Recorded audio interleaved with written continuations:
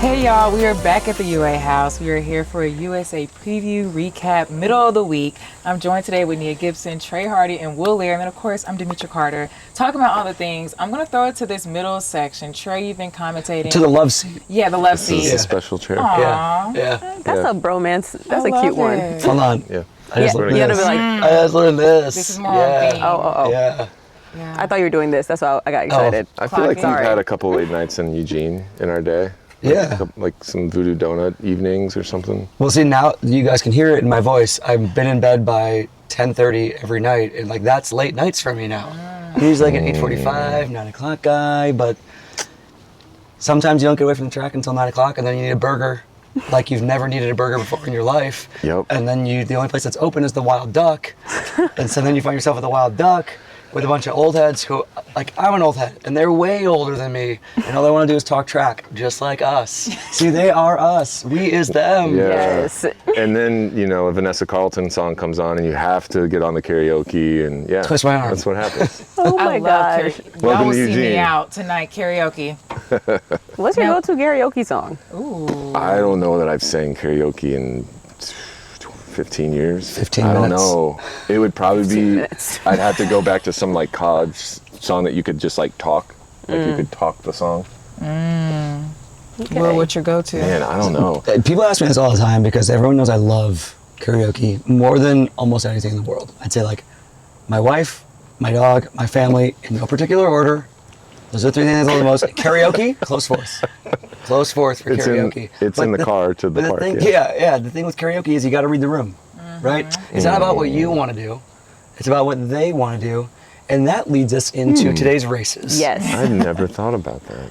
Sometimes it's about what you want to do, but sometimes it's about what someone else wants to do. A true performer. Yeah. Yeah. So what kind of performances we see today? I think That was something a- happened in the 15. That was a crazy Yeah. 15. I A love couple it. crazy Okay. 15s. Yeah. Look, gratuitously, let's just talk about the men's race real quick. Why not? The winner of probably the most can- hottestly contested race of the day. I feel like we'll get to the finish eventually, but talk about what someone taking the race by the horns very early, and I would say in an expected fashion, Yard Nagoose takes down 56 point, 154 through the 8, which was not fast enough to shake this field because men's 1500 meter running in the US has gone stratospheric in the last 2 years when we had first, third, and fifth in the Olympic Games. So either those three men are going to make it onto the team or someone is going to be unbelievably disappointed. And what ended up transpiring, which I didn't get to watch the broadcast, I don't know what they were talking about.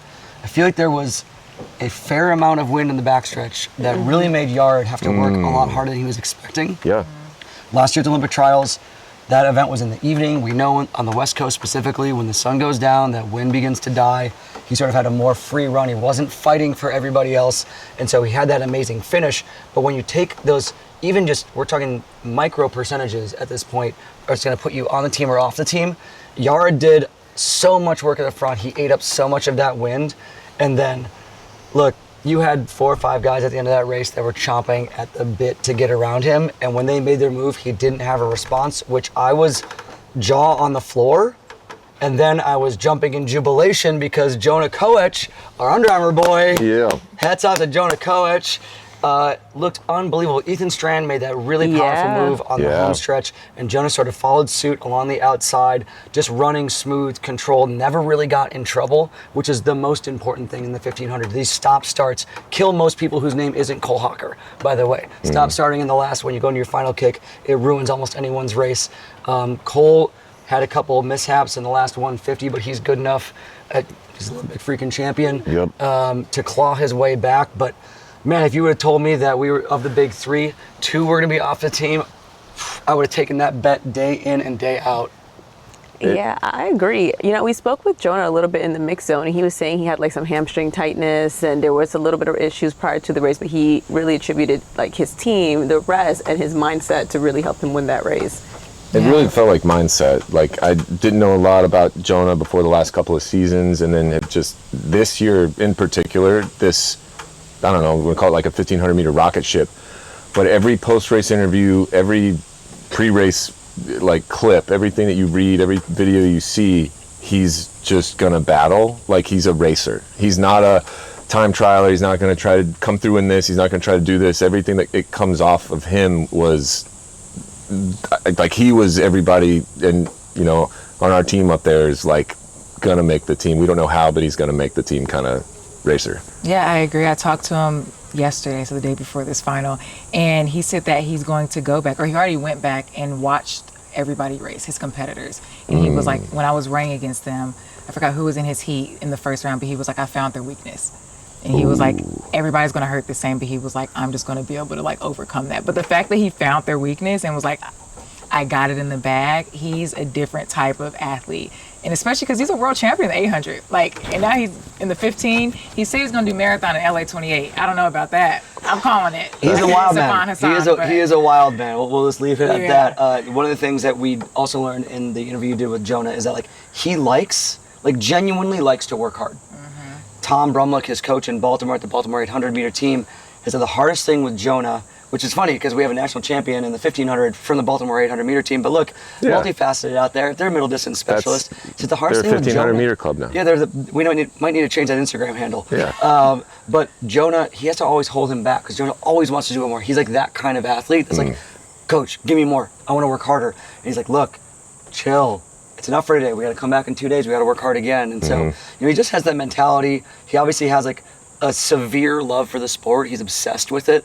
And coming from the 800, one of the things I noticed, so 400 meters to go in the race, it did get to bunch up a little bit. We saw yards start to uncharacteristically slow down. We're starting to feel the effort of leading that race. Also, ran 3:32 in the prelim. And I think like maybe next year that pendulum swings in the other direction where we saw Hobbs, Cole, Yard all run basically lights out prelims, and like they did not have it today like they normally have it.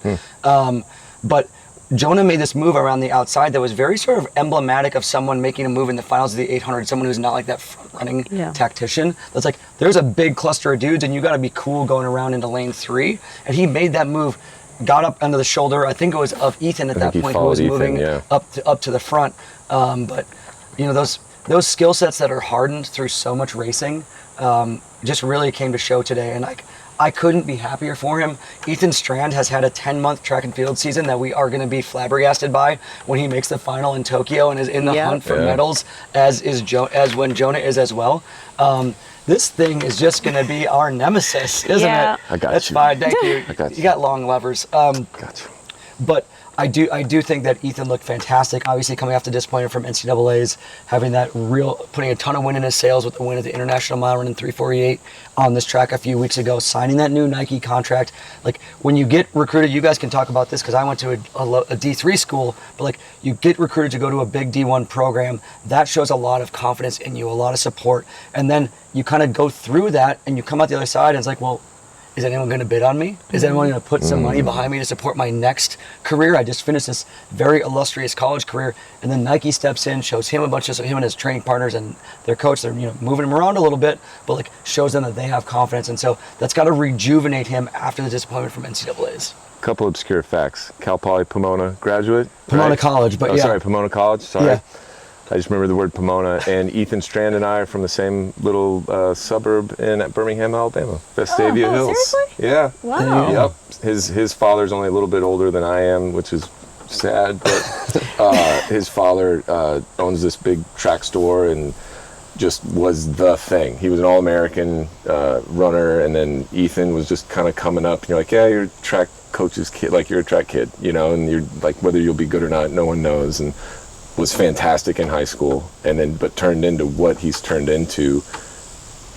You don't know, right? Will you understand this? Where you're just like, you feel like you're just like everybody else when you get to college, and you're just you compete, and there's always someone better than you, and there's always someone better than you, and quite literally, there's only one person that can say they're better than Ethan right now, right? Yeah, I think that both Jonah and Ethan bettered the previous championship record. Yep. So I mean, look, we are being treated to a gift right now in the middle of this. And I think that tomorrow, like we're going to preview, we're talking about what happened today, but like I think we're going to be treated to just more gifts tomorrow. I think the 800 meters tomorrow and the 5Ks are going to just be an absolute treat for the fans in the stands and the fans tuning in. So I don't want to belabor that one race too much. Thank you guys for giving me an opportunity to celebrate Jonah. But again, moving on to the women's race, Not surprised to see Nikki come away with the win. They're an unbelievable talent when it comes to championship style racing. I think they're trying to harden those chops a little bit when it comes to competing at that next level, when you're going to be in races that are going to go out extraordinarily fast. Today, only out in 67, 215-ish. Yeah, like other end of the spectrum from the men's. Yeah, race. yeah. Still managed tactic. to run a decent time. Like last year, they ran 355 in the final. This year was 403, but closing in 58. I mean, that is breakneck speed. Yes. Yeah. That's absolutely breakneck. And so, Nikki did. They did such an incredible job, like negotiating down the backstretch, putting themselves in the absolute perfect position with 200 to go to strike coming off the home stretch. But there were an enormous group of people there in tow. I mean, there were 5 people that looked amazing with 200 meters to go. Yeah, we all do predictions and write stuff on the board, and no one, like the season Sinclair's had, I don't think there was any way 3 people are not beating her. And then Nikki's post-race interview was, I have enough tools in my toolkit to win this any way I can, and that's all I came in to do, was to settle in and figure out what this was going to be early on and know exactly what to do, when to do it, and how to do it. And that was, I mean, they did it perfectly. Timed everything perfectly. Yeah, did you have a chance to talk to her in the mix zone? I was able to talk to Nikki a little bit, and they were basically talking about there was just a ton of change for them this entire season between coaching changes, the amount of races, or some of the amount of races they weren't able to run, just with some stuff being canceled.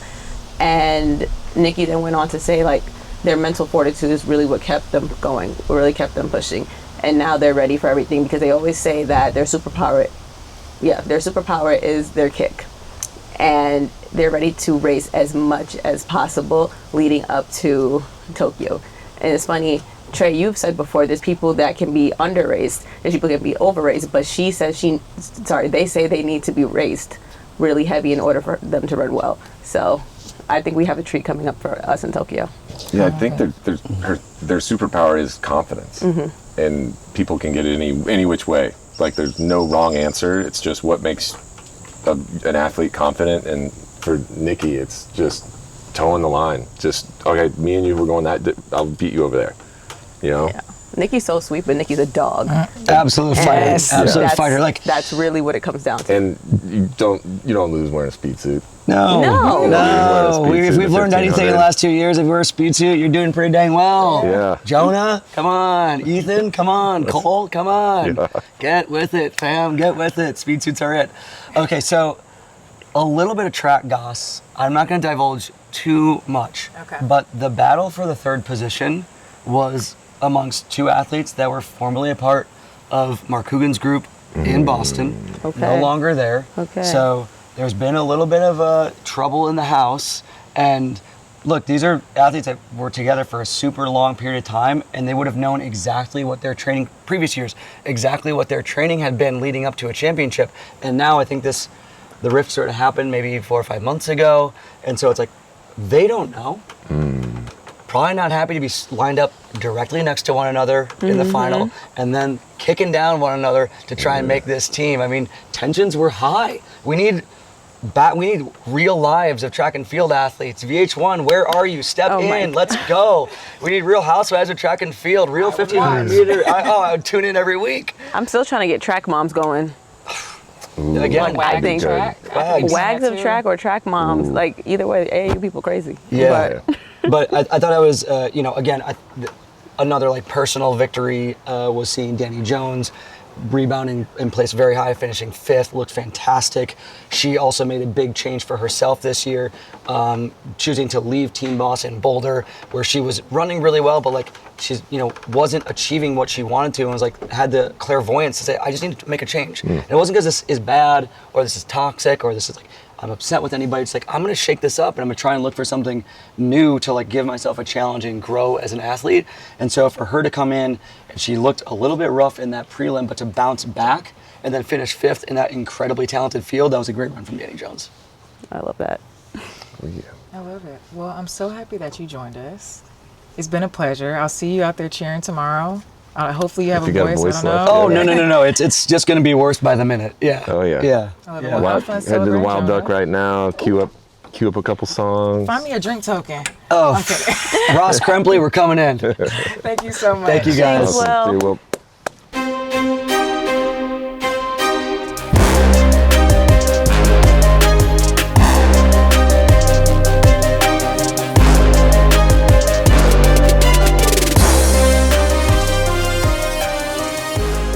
We are back, and English Gardner has joined us and blessed her with our presents, or you blessed us with your presents. There we go. So welcome. I'm so glad to be on this couch with you guys. Heck yeah. You did your thing this weekend. You look girl. good. You look That so all white good. is- It was tea, right? Man, when I purchased it, I was like, yeah, I'm gonna kill him with this one. And that you did. Thank you. How are you feeling? Take us through the rounds, all of the things. Man, I had literally the time of my life. Like, this was the most fun I've ever had at a championship. And it's crazy because, like, I didn't win. But it was, like, so fulfilling in a sense that, you know, February, I never saw myself being here. Never saw myself competing in U.S. Champs. And then I just gave it a win. I bet on myself. And it kind of paid off. So I'm feeling good. We were talking earlier, just like that type of mentality, and we just like youth is just wasted on the young because sometimes they don't have that, but it's almost like this full circle feeling of appreciation that you would have had if you were 17 years old and done the things that you just did, and just going like, wow, cannot believe I get to do this, and I'm so grateful and appreciative, and just like you soak in that moment because you don't have that pressure on yourself. Did you that's a super easy thing to say, and I don't want to put you on the spot, but were you really coming in thinking no times, no nothing, like have a good time, execute? Or was there something, because you also did put all the parts together, just not in that one like perfect race, it was all there. What was your mindset coming in to this championships? Man, I came in with a little chip on my shoulder, honestly, because I knew that I was coming in. This is my first championship doing it unsponsored. I literally, like, everything, medical, flights, all on me. So it was like I owed it to myself to kind of get out there and just, like, run how I know I could run. And it was just, the fun part was, like, me and my coach, who is also my father, it was like, we've done this battle all year where it was like I had to kind of will myself back in love with the sport again, because I had fallen out of love with it for a little bit. And first round, he just looked me in my eyes and he was like, I want you to send a statement. So I knew then, like, oh, it's game on. Like, I'm going out there and I'm just gonna be a dog. And that's just basically what I did. First round, I think I had the best start of my life. And I didn't really have a great transition. So then I knew, like, coming in semis when we were, like, back at the B&B, my coach was just like, look, you just got to figure out how to get those hips neutral and just do what you do. You know how to run, you do this, you coach this. So, and then that's something that really had, like, propelled me each round. So when I got to the semis, it was kind of like, let's do it. My coach didn't even give me a game plan. He literally just looked me in the eyes and was like, I'm not going home. And I was like, let's go. Shit, me either. Let's do it. So it was like, we just really had fun. We enjoyed track and field this weekend, and it was just something like that I couldn't imagine, honestly, having that kind of outcome. So no, I didn't come in here thinking like, oh, I'm gonna get to the final, because last year I went home first round. So it was kind of like, I just want to get out there and I'm home. You know, this is Oregon. I like to think that it's great that we're here at the Under Armour house, because it's like, we got to protect this house. You know, this is my track. You know, I was gonna ask that later. If you felt like that little duck. Oh yeah, crawling man. up I on had you. a chip on my shoulder a little bit this weekend, so I just went in there and I just dogged it out. It was so much fun. English, you said that you were like having fun with the sport again, and you're having fun obviously in this event. I gotta ask, at what point were you like before? Did you stop having fun, and when did you start again? I think really around, I would say like 2017, because I ended up tearing my ACL again 2 weeks before London World Champs at Monaco, Diamond League. And it was like a little turning point where it was my second ACL tear on the same leg, my third knee surgery, you know? And it was just like, I knew the battle that I had coming back from the other surgeries and how it really played with, you know, how I was seen in the sport, you know, the love I got in the sport, my position and where I was at. I was at the top of my game. I just came back from winning Olympic trials, you know. I was on and high, and to be like cut literally at the knee, Right. it kind of was just like, man, contracts, with these shoe companies is hard. And so it was like when I was battling all of that, I didn't really have the support. It was just kind of like, when you're in this sport, you really don't realize, like, I kind of look at it like boxing. Boxing is a very lonely sport. And track and field is an individual sport, and it's also very lonely. And if you don't really have a great team around you, you can kind of get lost in the sauce almost. And so I was really concentrating on all of the loss that I was gaining in the sport instead of realizing that, like, this is something you love to do. And so this process of me, like, choosing, okay, I'm 33, I'm not quitting, I'm going to actually go forward with this, like, I got to figure out how to fall back in love with this. And I fell back in love with the process, with training. And honestly, being on Athletes Lounge, which you guys have really definitely catapulted those feelings to like a whole new level, because I was able to see the sport from a different angle, and not like just as an athlete, but someone that can just sit there, be with friends, talk about track with people who love track. It's just been a full circle moment for me this year. Honestly, it's been great. Don't make me cry. I love that. Really is. Yeah, no, I'm happy for you. Though it was really nice seeing you run out there. Absolutely. I do have to ask, I'm going to stay on you for one more question. I've always been envious of any duck that comes back and can throw up the O on the start line. So tell me what it's like to not only throw it up, but feel like the love in the stadium time and time again. Man, I love Eugene, Oregon. I love running in Hayward. There is nothing like it. And honestly, that was a big part of, I think, my success this weekend, was just not only at my vet, I've been here so many times, but also I'm in the comfort of my home. I'm in front of fans that I ran against so many years, who love me, who know me. Honestly, the night before the semis, I had ordered from Addie's Diner, which I hadn't been in like 10 years, and they wrote like a little good luck note on my receipt. So it's just like things like that, like I can't get nowhere else, you know? And so it was just like to throw the O up, to hear the screams, to even down to like some of the staff that works the meet, like they've seen me run here and see me run in college. They know my stats, they know my parents, and it's like, they're like asking about my life outside of track, asking about me as a person, not just who I am. You can't buy that, man. So it was amazing. Do I wish though that I was able to watch that 100 like from a couch? Because that was a crazy. Wow, what a race. Yeah. Race. I mean, it's so bad because I was like in the race and I'm like, damn, this is fast. It was a fast this is one. fast, like really fast. You're looking at the clock like, I'm like, what was that one? I'm like at 50 meters and I'm like, yo, we're moving. Yeah. And it's just like as a line, we're all going, usually you can kind of see like a breakout, but it was like, as soon as the gun went off, everybody in one line just moved together. And I was just like, oh, this is about to be real. Yeah.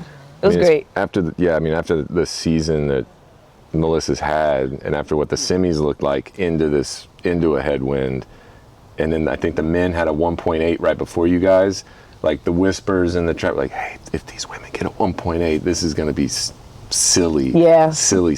It was a perfect conditions, perfect time. The stadium was, the temp was nice. It was like, it's the fastest straightaway in the world. I don't care what you got, no argument. This is the fastest straightaway in the world. I hands down will agree with you because I ran my 10.74 on that straightaway. Fastest straightaway in the world. Definitely. It's definitely a fast one. But I think, back to what you said, I think that the crowd has a lot to do with that as well. The history and what, like, and it's not like an expectation or like extra pressure, but it's just like this hallowed place that brings people to their best, whether they think they've got it in them or not, Yes.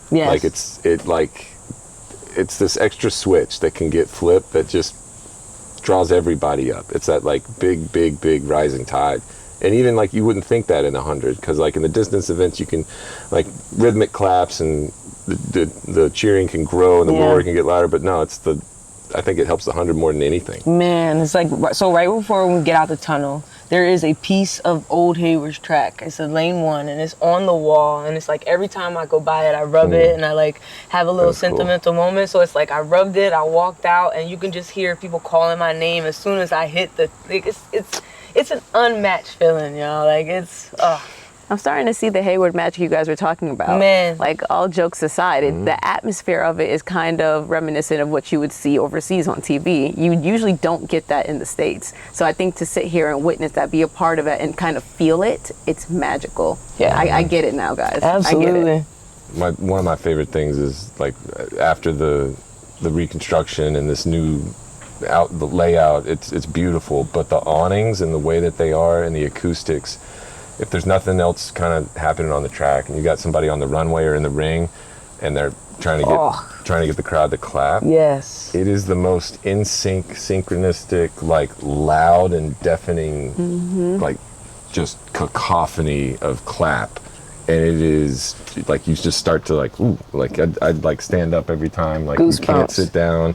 It's special. And I've competed in a bunch of cool stadiums with 80,000, 90,000, none louder than like Hayward, this version, all clapping for something. Like it's just, oh, it's cool. I have to ask, what so far out of all these events, when you think the stadium got the loudest, and it cannot be the women's 100?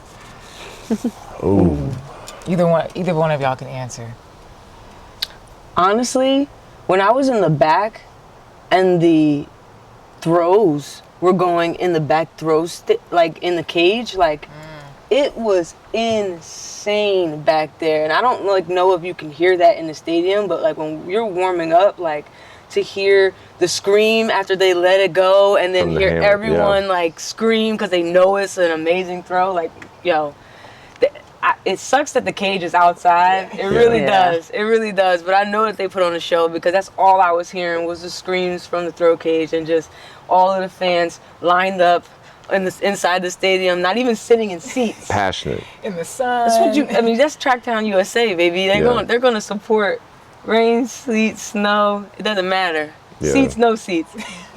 Honest, cool story from the field event side. The loudest I think the stadium was during, like, it was like in the middle of a race, might have been in the middle of one of the steeples, but the men's pole vault like did not go like as planned.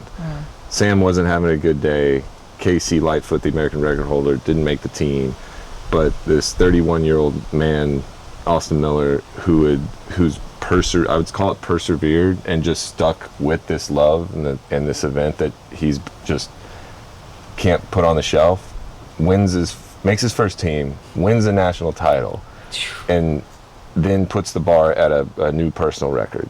Like it's going to be a PR by a centimeter. Wow. Not close on his first attempt. Second attempt, like doesn't boom it, but makes this bar. It wasn't luck. Makes this bar, and just everybody erupts because it's really all that's kind of going on other than like the first couple laps of a race, and he's on the pit, just head in hands, like he's just like, what is happening? Like just like everything that led up to that journey and as loud as the crowd was absolutely like, that's sport, like that's it. You got these two different, like this dichotomy of like Sam Kendricks, who's been making teams and winning medals since he was 21, 22. Yeah. And this other, and then Austin, who's the same age as Sam, who has never made a team, has barely finished in the top 8 at the US Championships, and still is doing it, and still now just won his first title, big time personal best. Like just showed up and did it on the day. It's like just the thing that you dream about, and the crowd knew that, and that was the loudest that I think I heard it today. Outside maybe the final 100 meters of the men's 15, that was, it was sharp, and like no one saw this coming. It was cool. I love it. I'll end this with this, and I'm gonna start with you, Nia. What are you most excited for tomorrow? The women's 200, easily the women's 200, and I think I'm maybe more excited for the semis more than the finals. There's so many different storylines going on, especially the last heat.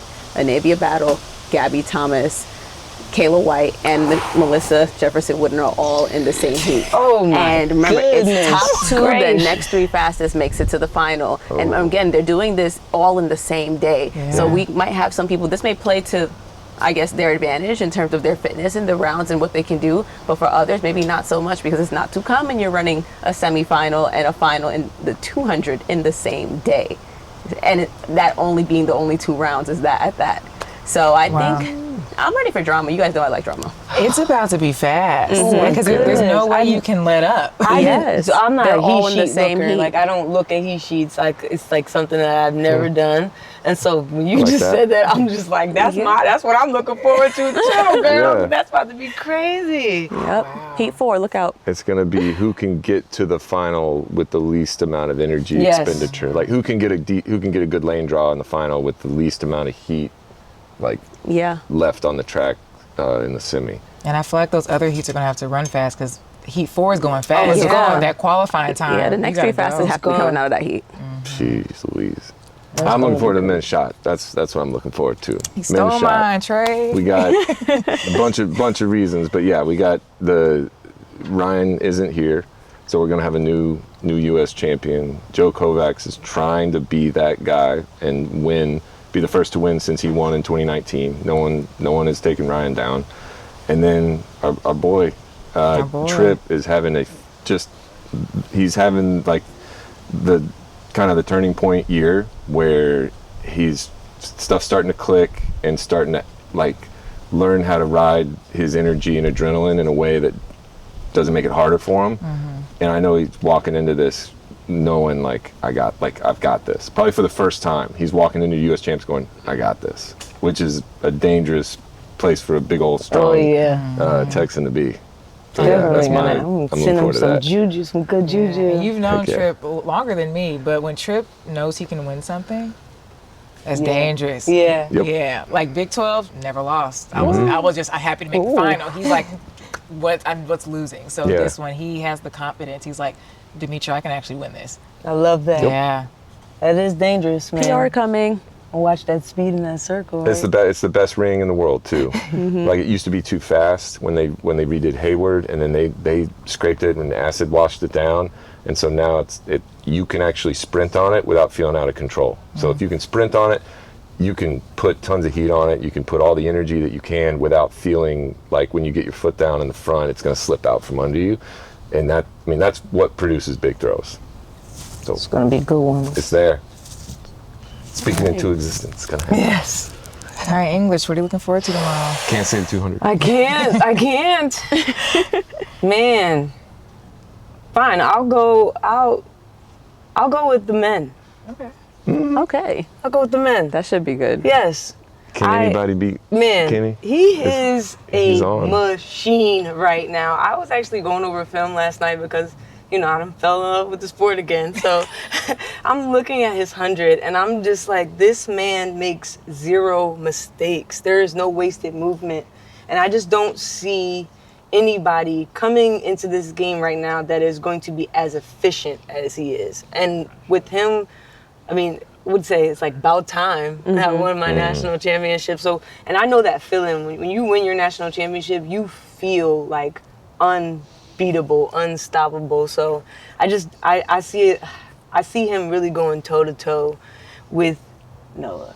Yeah, and it makes sense. When we went to do the workout Wednesday in Florida, he's so methodical and intentional with everything he does with his body and all that. It's hot as hot can be, and he's the only one walking barefoot because he's like, yeah, it's better for your body, it's better for my stance, it's better for like he goes into the science of it all. Like there's nothing he does that's an accident or a coincidence. He's very intentional with what he does, what goes into his body, how he trains, how he does just even like little miscellaneous things that just goes on throughout his day. So things that are happening right now makes sense. Like we all know like runners train for this moment, but when we got that inside look, all of this, okay, it makes sense. He's a pro. Yeah. I think I'm gonna go with women's 400 hurdles. And I love Anna Cocker. I love all the women's hurdlers, but specifically because Delilah is her last year. Yes. And you will not see me in the mix zone when she races. I'm running out because it's one of the last times we'll be able to see her run ever, and then the Absolutely. last time at Hayward, period. Yeah. So I'm confident that she can make the team. She's done it time and time again, but I think women's 400 hurdles is where I'm going with it. It's the first time in a while it's been competitive. And you could hear the crowd when she ran too. That was a really, really loud and affectionate crowd. I love Like, that. and yeah, the broadcast did a really good job. Like, and I think Lewis down in like a post race, he's like, I'm not trying to give you your flowers right now because this isn't over, but we want to make sure you understand what you've meant to the sport and everybody that, and we had every important 400-meter hurler of the last 10 years has had a clip or an interview saying what Dalila's meant to them, how important it was, like when she broke the world record in Des Moines and what happened in 2016 and like all that stuff. So I think that might be the loudest moment tomorrow. Go twin. Yeah. It has to be. Heck yeah. I love it. Well, I cannot wait to watch all of track and field, and every single moment y'all said, I'll be watching. Absolutely. Thank y'all so much for tuning in. It's been a pleasure, and we will see y'all at the Athletes Lounge. I think Celicia might be our next one. I think do so. it. Yeah. See y'all Yeah. there.